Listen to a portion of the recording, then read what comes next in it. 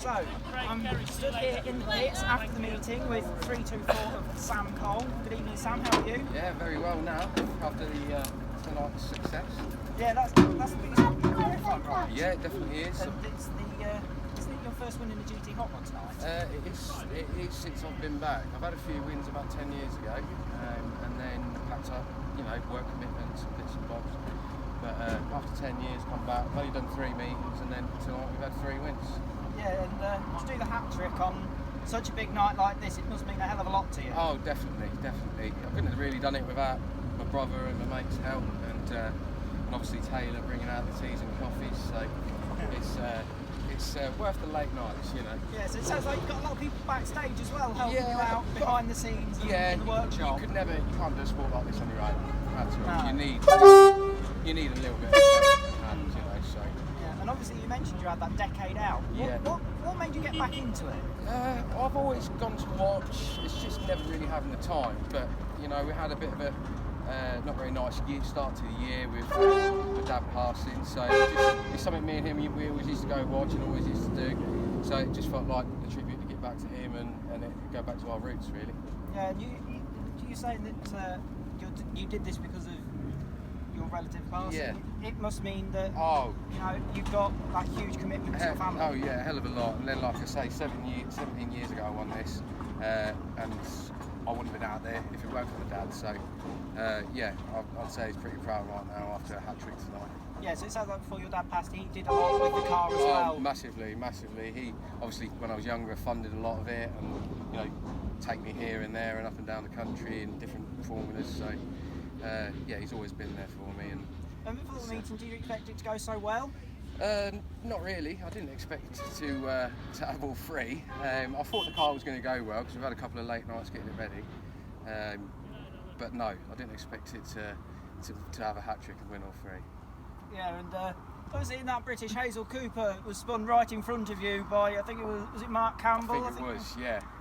Did that sort of set any nerves? It did a little bit when the 3 lap board come out, and then I see that spin in front of me. I thought, just a lucky escape really, and 3 laps to go. I thought, we've got this now. Good bit of driving, if you ask me.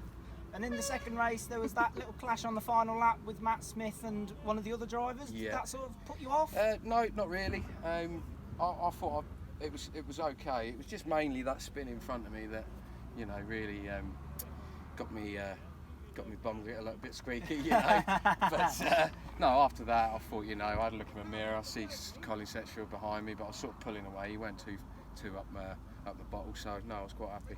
Yeah, and to have that little bit of breathing space, it does make all the difference. Oh yeah, massively. If not, you keep looking in your mirror.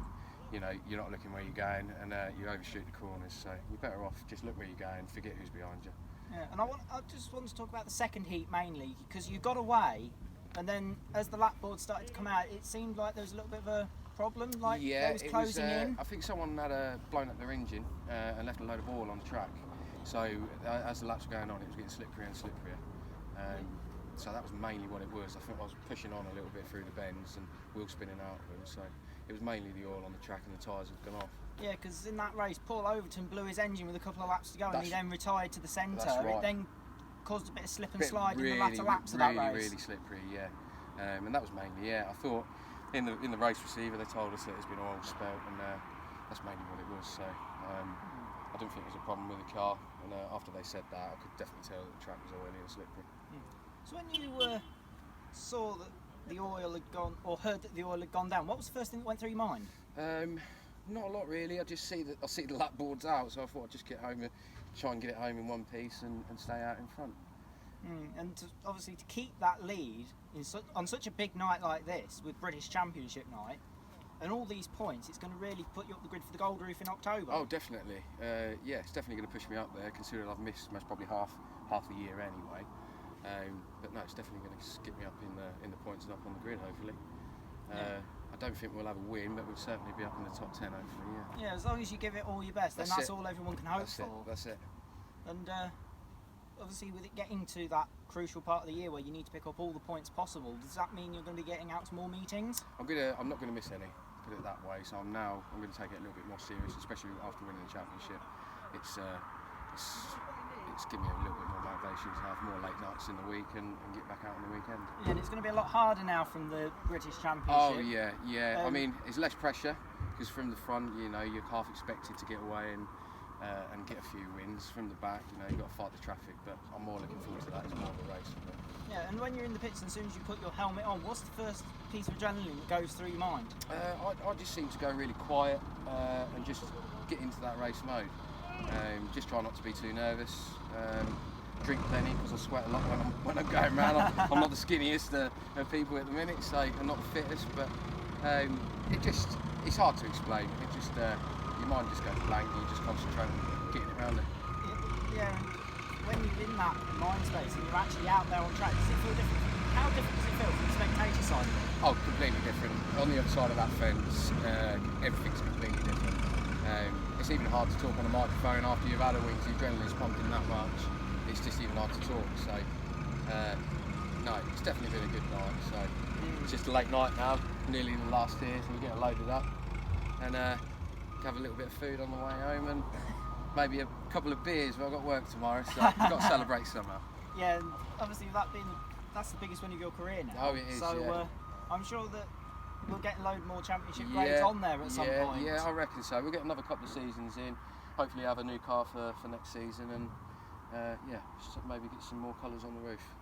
Yeah, and now that white to British champion, that's now a whole different board game. Oh yeah, for sure. You're gonna have to work a lot harder to get to the front. Yeah. Like they was said in an interview with Sherry Downey earlier with Richard. They said that it's a whole different board game. It's a lot tougher. Oh yeah, you got 20 plus cars to get around and a lot of traffic, and everyone's on pace, so it's very hard to get past unless someone makes a mistake.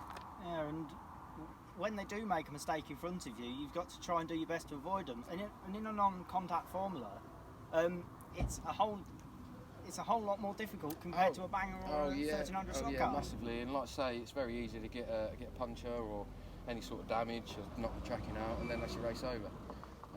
So you want to try and keep not touching, and maybe just use a little bit of the front bumper now and again. And last of all, for those that don't know what GT Hotrods are, do you think you could explain that to those people that don't know what it is? It's just a non-contact oval formula with a standard 1400 engine. Not really a lot else to say on that. It is what it is. And obviously, if we look behind us, the paintwork here looks absolutely stunning, and you can see you've got all your different sponsors and the gold on the arches as well. It does really stand out to the crowd. Oh good, I'm glad. I painted it myself and done the sign writing myself, so I'm glad it looks good. But no, it's definitely wants a respray now and get this checkered roof on. Yeah, and I'm sure you're looking forward to wearing that British Championship roof with pride. Definitely will be. Yeah, thank you for finding the time to chat to me tonight. Have a safe journey home. You too, no worries. Thank you very much.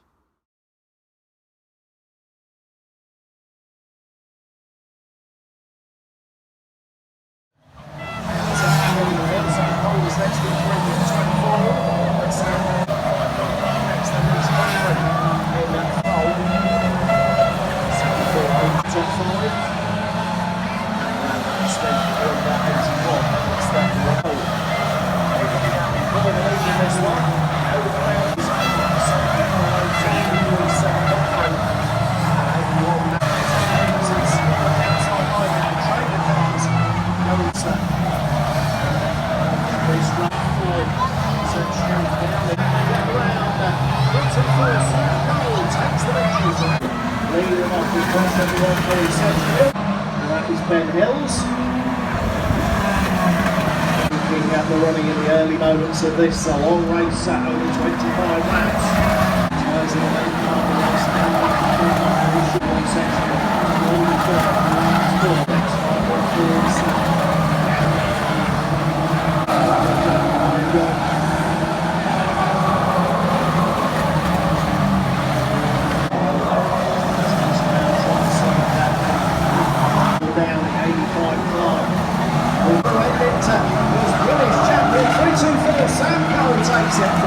And he's completed the full house tonight. 2 heat wins, put him on pole. He drove away. He's your new British champion, Sam Cole. Got to number 1 Brad Rouse, 975, and that is Harrison.